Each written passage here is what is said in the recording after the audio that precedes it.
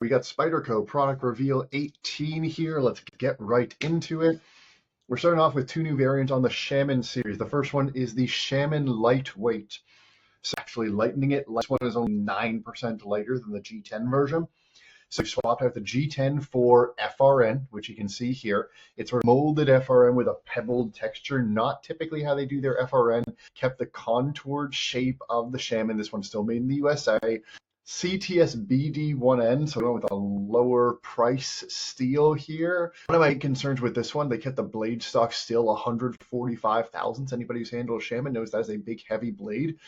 This is going to be a very blade heavy knife. That's one of my biggest issues with the Shaman in its G10 format. This is going to make the problem even worse. I understand the interest in having a lower cost Shaman out on the market, but I don't see this as the Shaman Lightweight as fixing any of the issues that I had with the Shaman. In fact, if anything, it might make some of them worse. What is cool is seeing a Spy27 Bodacious come in. I mean, HQ has prices for everything now. So we got the Bodacious in Spy27. I go back and forth on the Bodacious, still not my favorite model. I like better than the Shaman, but it's still probably my second least favorite knife in this whole native lineup. Spy27 is a fantastic steel. We've got a lot of Spy27 in this product reveal. For me personally, I find it gives you the sort of pretty sharpenability and scary sharp edge of VG10 while addressing a lot of the drawbacks that VG10 has with not necessarily higher edge retention, but more toughness and more corrosion resistance. I really, really like steel. I also happen to really like Cobalt G10, so this is a welcome addition to the Bodacious lineup, even if the Bodacious remains not necessarily my favorite knife. We also got Spy27 renditions of the Yojimbo 2 and the Micro Jimbo. All the same stuff applies. Spy27 very nicely balanced steel. So S30V, S35VN. It does take a really, really great edge. So these Wharncliffe blades works very nicely there. We've got a giant Manix 2 XL Salt in Magna Cut. It's a giant, giant knife. Some people like Manix 2 XL. It is just simply too big for me. We've got a chaparral here, bringing back the chaparral in red fat carbon. Spyderco does not use a whole lot of fat carbon. As we'll get into the price, it's pretty eye-watering for this one. It is cool to see the chaparral in a sort of higher end variant here. Interestingly enough, they didn't change the steel, sticking with CTS XHP. The chaparral remains a very good, small little knife. You got that Tai Chung build quality there, but honestly not my favorite small Spyderco knife. I do think that Seki City, Japan makes better small Spydercos than the chaparral personally. But a lot of people do quite like it. And as you can see, you have the whole chaparral lineup over here. It's a nice addition for people that like them. Got more Spy27. We've got a rollout. We've got this police here, which is your high speed, low drag sort of. Then you've got a more full rollout of Spy27, the Seki City lineup. Always welcome to see. This Stretch 2 XL in Spy27 is really nice to see. That's going to be a really nice variant of this knife. I do like Stretch 2. I haven't tried this exact Stretch 2 XL, meaning I haven't tried any FRN handled ones. Blade to handle ratio on this thing is pretty extraordinary. I'll probably review this version at some point. You get 3.46 inches of edge in a 2.7 ounce knife. That blade goes all the way up to the tip here. It's a really well-designed knife, a really nice, slicey, big user if you want that. Spy27 is a great steel for that purpose. Another Paul Alexander design here. Paul Alexander does these wild designs, the Cobol, C-O-B-O-L, made in Italy. This is another double detent clipper. This is meant to be your letter opener style. You can see you've got your, probably the detent ball is probably in this little springed out section here. You've got this upswept Tonto style. This is probably more flash than function. 3.2 ounces for 3.63 inches of blade. So it is very lightweight, but you'd expect for a handle that's this long and skinny. It's cool, it's flashy, it's pretty.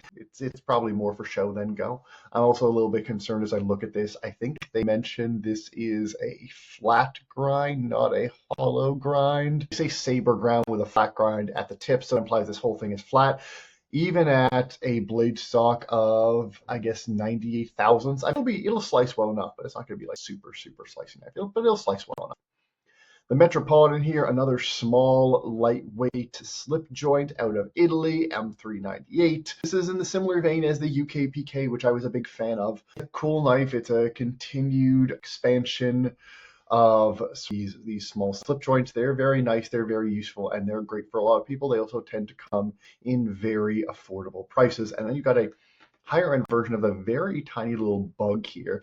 This is a 4/10 of an ounce knife with a 1.12 inch blade.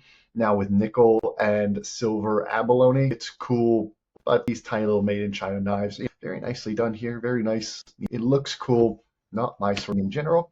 Continuing forward, this is the one people are going to be excited about. We have a renewal of the Terzuola Starmate. This last came out in 1999. And this was the first came out in 1999. I don't know when they stopped making this. This was, according to Spyderco's own description, the first collaboration that Spyderco ever did was with Bob Terzuola, not for the Starmate, but for a previous project they did in 1990. This year they are updating it, made in America. 20 CV hollow ground blade here, pretty thick stock, 145 thousandths on the stock here, same as the PM2, same as the Gale Brad. I think the Gale Bradley's 145, it might be 120, but a little hollow grind here. I don't expect this to be the sliciest knife in the entire world. It'll probably cut well enough, but honestly, if anybody's buying this, it's because they're either a Terzuola fan or they just like Terzuola's sort of slightly chunky, slightly straight, slightly curvy ergonomics. This is a liner lock, 4 ounces for about 4 inches of blade, 3 3/4 inches of blade. So this is going to be a big knife. I expect this one will be very popular. Vintage Starmates go for a pretty solid price on the secondary market. It's good to see this get renewed, even if these chunkier knives aren't really my bag personally.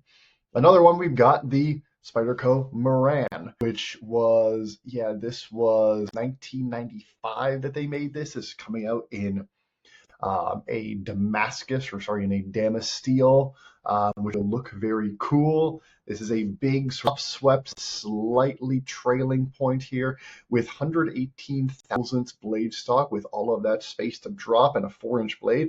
I'm sure this thing will be extremely slicey. You've got FRN on the handle here. Made in Japan. The Japanese factories can get those edges very, very nice.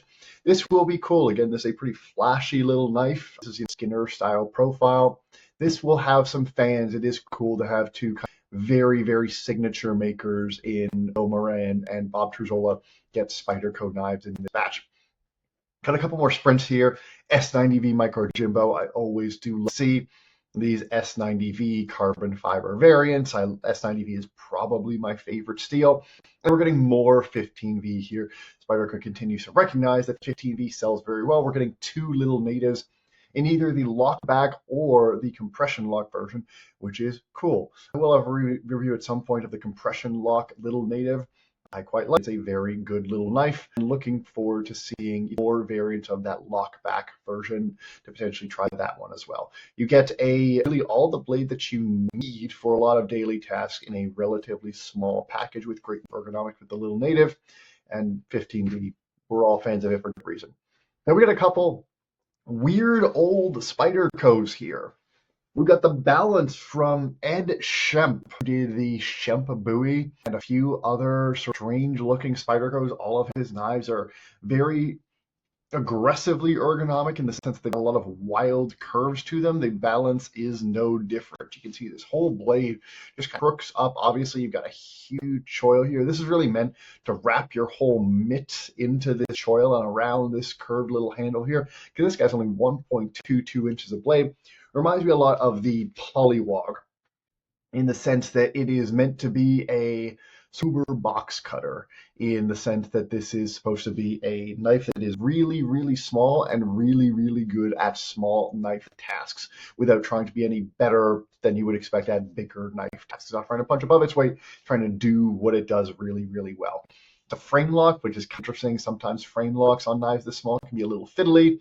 We will see how that comes out, but it is kind of cool to see a frame lock coming out of Seki City. I love Seki City's liner locks. I find that they are very smooth, work very nicely, but I haven't seen a frame lock from them in quite some time. And the Dyad Junior here, this is Spyderco's twin-bladed knife here in a decent steel in Spy27. All these are Spy27. That is cool. This is a double backlock. It's your version, Spyderco's version of your Leatherman or your Swiss Army knife. Vintage Dyads go for pretty nice price on the secondary market. It's cool to see more variants of the Dyad come through. Not something that I'm going to be a big fan of, but cool for people that like that model. A double-bladed knife to me always feels like you're just carrying around extra. I'd rather carry. If I feel I need two knives, I'd rather carry two knives. So then I can throw one in a bag or whatever. It's going to be a little bit thicker in your pocket, even with the little thin blades. With the FRN, it'll be relatively ergonomic. Sure, it'll have its fans. And then a very weird old one, the Meerkat, which basically has what they call their phantom lock. This is FRN on the handles against Spy27 here. I haven't handled one of these because they've been out of production for quite a while, but they are known from what I've seen for being extremely ergonomic. And you can see that another very small knife. This is a 2-inch blade. But you can see with this sort of behind the blade, this front finger choil here, these scallops here, I would expect this, excuse me, to be an extremely ergonomic knife. A small knife, a nice light knife at 2.4 ounces with those FRN scales here. It also has Spyderco's Phantom Lock, which is a scale release backlock, which basically means that Spyderco's own description, there's all the guts of a backlock in here, but what you do is you press part of the scale down relative to the other piece, and that engages the backlock and makes the blade able to drop. So there's no visible lock infrastructure anywhere. That's cool. It's a gimmick. It's a fun feature, something that obviously Spyderco hasn't used elsewhere, but it is cool. It makes the Meerkat a little bit more interesting than it would otherwise be. People will like that one. And you side pocket clip, that's always nice too. We got two mules. Everybody will be talking about Magnamax. That is Laren Thomas's new steel, the sort of successor to MagnaCut. Obviously, we will see when it comes out, but we have good reason to trust that Laren knows what he's doing. And this has been described as a stainless K390. Now, many people who are a big fan of Spyderco, especially people that are fans of those Seki City Spydercos, and lots of people that just like use their knives. A390, I love A390. It is right up there with Spy27 in sort of my roster of my favorite steels. So if you got something here that you're telling me is going to perform like stainless K390, that sounds awesome to me. So looking forward to seeing how this actually performs. We've already seen trickling rumors of some production folding knives coming out from other makers in Magnamax. Not be surprised to see this rush through the knife community much in the way that MagnaCut did, especially because people are starting to go back more toward those higher edge retention steels. So much as folks love MagnaCut, it is not maximizing for edge retention, it's maximizing for being a balanced steel. This is pushing more toward that edge retention end of things. So it'll be cool to see how well this one works in practice. 19C27, described here as a more affordable version of VG10. Cool, not something that is going to interest me a whole ton. And that's the end of it. So when you look at this, we've got these couple bodacious variants. We've got a whole bunch of Spy27, and then we've got a couple new knives coming out here. So not necessarily the most exciting reveal, but there's a couple interesting things here. Now let's go to pricing. So the one downside of Spy27 is that it does tend to be relatively expensive. So we got a Yojimbo variant here for $198. We got the Police here for $157. And some of the Seki City can do it quite cheaply, like $124 for this in Spy27, $150 for this in Spy27. Those are fantastic picks, but these are not cheap knives for sure. As I mentioned, the price on this Chaparral lockback in dark dark matter carbon fiber is quite high. $318 feels like a lot. I don't love that price here. Similar to the Shaman lightweight here, $172. You need the price of the Shaman down from $260 retail, whatever it is, down to $172. This still feels like a lot for a knife that's going to be blade heavy, that's going to be CTS BD1N, it's still going to be pretty heavy, FRN handles. I don't feel like this is, I just don't like knife in general. This Metropolitan, like these Italian-made slip joints, is going to be quite affordable, $82.50. Very nice for people that just want a small knife that cuts. And then this one, the Cobalt, $251. $251 is going to be pretty dear for a knife that is this stylized. I understand why it's $251. It's going to be made very nicely. It's titanium, M390, stuff like that. It's a cool knife. It's not going to be a whole crazy seller at that price. S90V, getting $100 for S90V on the Micro Jimbo over the Spy27. That feels like almost like Benchmade style markup, which Spyderco started to really upcharge on that S90V, which I don't love to see. Conversely, the 15V tends to be relatively affordable as far as Spydercos are affordable. Cool to see these little natives both coming in that 180s range. And then some of these here, some of these new ones, these sort of revivals, some of them are very nice. Your Dyad Junior, 108. 108 for this Dyad Junior. That's going to be nice if you want to get, a kid a first knife, or you want, something that's a true beater. That's great. Just set it and forget it. Little Spy27, little FRN for 108. Cool. The balance for $225, charging $225 for a knife this small. I know that a smaller knife doesn't cost that much less to make, but I feel we're going to have a hard time paying $225 for a knife that is this weird and this small. You're talking like inch and change of blade length. Conversely, the Meerkat, $130 for that. Just going from a frame lock to an FRN phantom lock. I guess this Meerkat is going to be a better buy for a lot of people than the balance. And then you got the last two here. Starmate Terzuola here, $337. That is a whole bunch of money for what is going to be a very dated design. It's going to be an old feeling knife. It's going to feel chunky in the hand. It's going to feel big. It's not going to have the best cut and stuff like that. You're buying this because you like design, you like vintage, you want something Terzuola. And so those people will be happy to pay $337 because it's a whole lot cheaper than an actual Terzuola, but it's going to be a bunch of money. And then the Moran here, a really nice thin blade lace and Damascene. You expect it to be $375. You're paying for the aesthetics. Decent drop from Spyderco. Nothing that I'm super excited about like I was in the last couple drops, but I'm always happy to see more Spy27 across the lineup. So let me know what you think, what might have excited you, or what you're seeing, what you're feeling about Spyderco in the comments, and we'll get back to some more videos soon. Thank you very much.